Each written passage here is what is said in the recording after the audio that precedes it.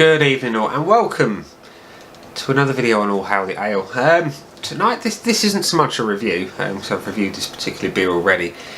This is just kind of random ramblings really, about beer and the person who really introduced me to beer. And it might get a little bit emotional, because today it is Friday the 29th of March. It marks 9 years since I lost my dad.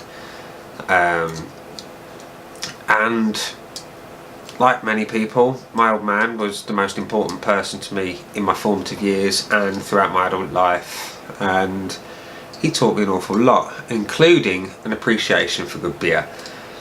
And tonight I'm going to indulge in a pint of his favourite, and the beer in question is this one.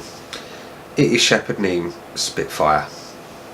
I grew up in South East London, as you can probably tell, and after a period of time we moved out to northwest Kent, and all around us were Shepherd Neame pubs, and we weren't that far from Ashford where the brewery is.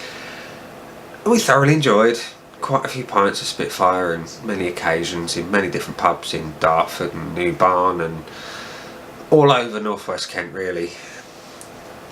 And I just want to share a few little stories about beer, my old man, and how it all came to pass really.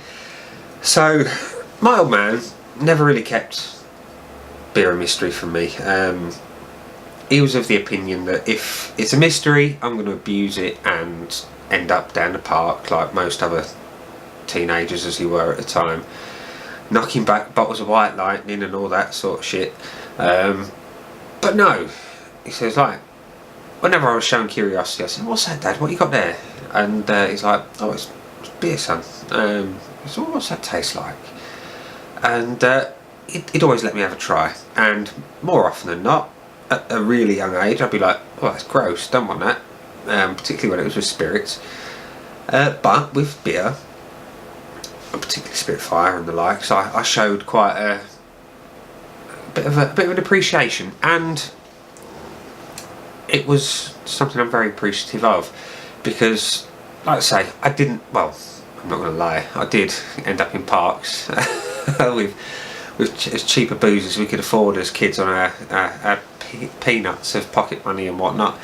But I was the rarity, whereas my mates were all going for sort of Frosty Jacks and all that kind of rubbish. I was in the office like, "You got any bitter? Got any ale?" And I think it's probably one of the reasons why I got away with what I got away with in my younger years. And as it came to pass over the years, you know, Dad would drink what he enjoyed, and my taste pretty much followed suit. And I tried to emulate my old man in every possible way, as many people do. And the beer, it's one thing that I truly appreciate that he showed me, to the point where I had Spitfire. I couldn't tell you when my first taste of Spitfire was, but I can remember many happy nights sitting in various pubs with my old man, enjoying a pint of Spitfire or Thirsty Ferret. I've got a story about that one in a bit. Jim Beam's. We used to sit watching films quite late into the night, having a good old giggle with a few beers. And yeah, so when I got married the first time, I had a few casks of Spitfire at the reception, and it all went down really well. It was one that they got in specially for me, and I was very appreciative, because it's not very often you see Shepherd Neame beer up in Suffolk, and that went down bloody well. Do you know, I mean, as the groom, I didn't drink that much because, hey, you wanted to sort of stay sober, but I enjoyed it, and as did all the guests. And when that all went nipples skyward, and I ended up admitting defeat, you know, as you do. I'm not going to go into the gory details. I remember getting home, and one of the first few things that my old man was doing, you know, we unloaded the car, and it was a case of need a drink, and it's like I weren't in the mood. I really wasn't in the mood. Certainly not for a pint. Anyway, so my old man got out one of his favourite spirits. It was a bottle of Jim Beams, and I got a glass, and in the glass the measure was like that, and he's like, enjoy it, it'll take the edge off and all that jazz. And you know what, I bloody well did. It went down so quick, and it was thoroughly enjoyable. And fast forward several months, and the ex and I, we'd been going through the proceedings as you do. Finally the paperwork came through, and that was it. I was a free man. And we ended up going down a pub restaurant. I can't remember the name of the place. It was on Rooty Mill, and I remember that beer, the first beer my old man bought, and it was a pint of Thirsty Ferret, and it went down really, really well. And I've had an affinity to that beer as well as Spitfire. Jim Beams, I still have a bit of an affinity to, but there's other whiskies and bourbons that I prefer over and above. But the two beers, Spitfire and Thirsty Ferret, they kind of hold a special place for me. And on this day, and on my old man's birthday, I will always have a pint of Spitfire, no matter where I am, in memory, because it's one of the few things that I can still sit and do that connects me to him. You know, I can sit and look at the pictures we used to take together, because we used to enjoy going out photographing things when I was a bit older. And I had a decent camera, not the one that I'm filming this on, of course, but it was my old EOS 450D. We spent many a happy day snapping, enjoying bits and pieces, and just having a good laugh, as you do. And the one thing that I was hoping for in life, but I was, shall we say, deprived of by that arsehole of a disease that is cancer, was taking my old man out to wet the baby's head. When my son was born, my dad was terminal, and seeing him born kind of made his day. You know, he didn't have a lot to smile about, but he saw him, he got to hold him, and he only had a couple of weeks after that, but that's one of the reasons why I will still have this pint.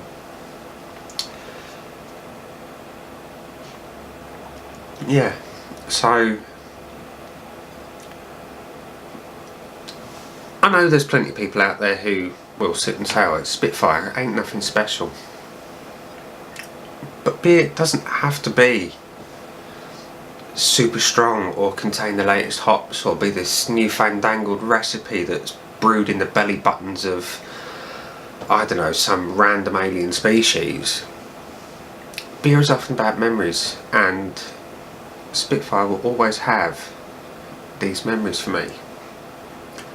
And for that reason, and that reason alone, it's the one beer that if I had to go on a desert island and have no other beer, I would always take Spitfire. Because when I've got a pint of Spitfire, I've got a good beer, first and foremost, but most importantly, I've got memories. And I don't think you put a price on that. There's nothing that anyone can give to replace the person, but when you can connect to their memories,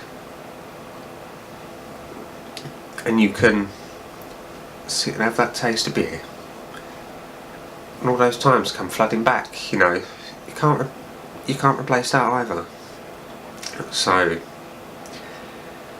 yeah, it is what it is. It's a special beer to me, and I'm thankful for Shepherd Neame brewing it, because without it, yeah, sure, I'm sure there'd be another beer, but this beer, it's special to me.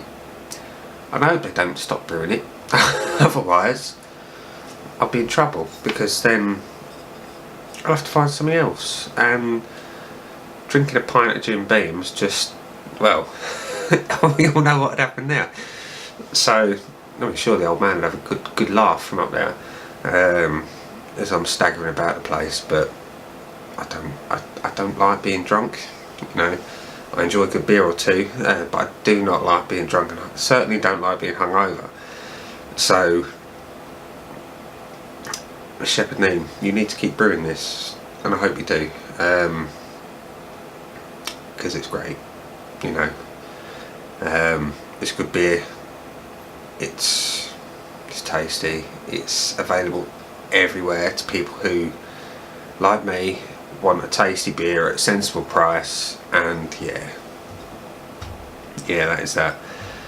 Anyway, I'm gonna go and enjoy this beer thoroughly, sit and drink it in quiet contemplation, probably whilst mooching through YouTube and probably a couple of the beer forums on Facebook, because there's been a bit of drama, shall we say, with one of the recent acquisitions of, well, let's just say it's Magic Rock has been acquired by, is it Lion Brewing Co, and therefore people are up in arms. I take this view on it. Good beer is good beer. It doesn't matter who brews it. It doesn't matter where you can buy it. If it tastes good, it tastes good. Sure, we all like to support small bottle shops and independent brewers, and you can still do that.